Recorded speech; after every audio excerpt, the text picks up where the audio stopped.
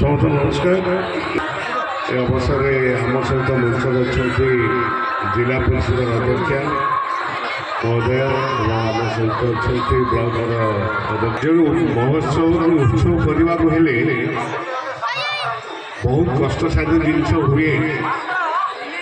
କାହିଁକିନା କୌଣସି ଅନୁଷ୍ଠାନ ଯେଉଁ ସାମ୍ନା ଲୋକ ଥାଆନ୍ତି ଯେଉଁଟାକି କିଛି ସମାଲୋଚକ ନଥିଲେ ଅନୁଷ୍ଠାନ ଆଗକୁ ଯାଏ ନାହିଁ। ତେଣୁ ସମାଲୋଚକ ମାନେ ତାଙ୍କୁ କାମ ସେ କରିବାକୁ ଦିଆଯାଉ, ଅନୁଷ୍ଠାନର ଯେଉଁମାନେ ଉନ୍ନତି କରିବାକୁ ଚାହୁଁଛନ୍ତି ତାଙ୍କୁ ସେ କାମରେ ନିୟୋଜିତ ଥାଆନ୍ତି। ସବୁବେଳେ ଆପଣ ଦେଖିଥିବେ ସମାଜରେ କାମ କଲା ଲୋକ ଥାଆନ୍ତି ଏବଂ କାମକୁ ଭଣ୍ଡୁର କଲା ଲୋକ ବି ଥାଆନ୍ତି। ତେଣୁ ସେଥିରେ କିଛି ମତଲବ ନଥାଏ।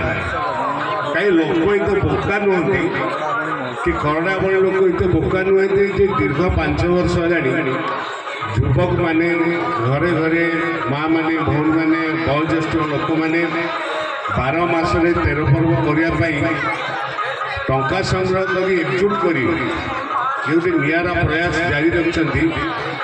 ତଳେ ମୁଁ ଦେଖିଲି ସମ୍ପର୍କର ସେତୁ ଏବଂ କରୋନା ଭଳି ସହିତ ବେକାକୁ ବନ୍ଧାଯାଇକି ପଞ୍ଚାୟତ କେମିତି ସଂଗଠିତ କରାଯାଇପାରିବ ଏବଂ ପାଖଆଖ ପଞ୍ଚାୟତର ଲୋକ କଳା ସଂସ୍କୃତିକୁ କିଭଳି ଭାବରେ ମିଶେଇକରି ଗୋଟିଏ କଳା ସଂସ୍କୃତିରେ ବାନ୍ଧିକି ଏକାଠି ରହିବା ସାମ୍ନାରେ ଆମ ଲୋକମାନଙ୍କ ସାମ୍ନାରେ କଳାକୁ ପରିବେଷଣ କରିବା ଏବଂ କିଭଳି ଭାବରେ ଆଗକୁ ଯିବା ଇଏ ହେଉଛି ଗୋଟେ ବଡ଼ ମଞ୍ଚ। ତେଣୁ ଆଉ ଗୋଟେ ଧନ୍ୟବାଦ ଦେବି କରୋନା ଭଳି ମହୋତ୍ସବ କମିଟିର ସମସ୍ତ ସଭାପତି ସମ୍ପାଦକ ସମସ୍ତ ସଦସ୍ୟଙ୍କୁ ଧନ୍ୟବାଦ ଦେବି।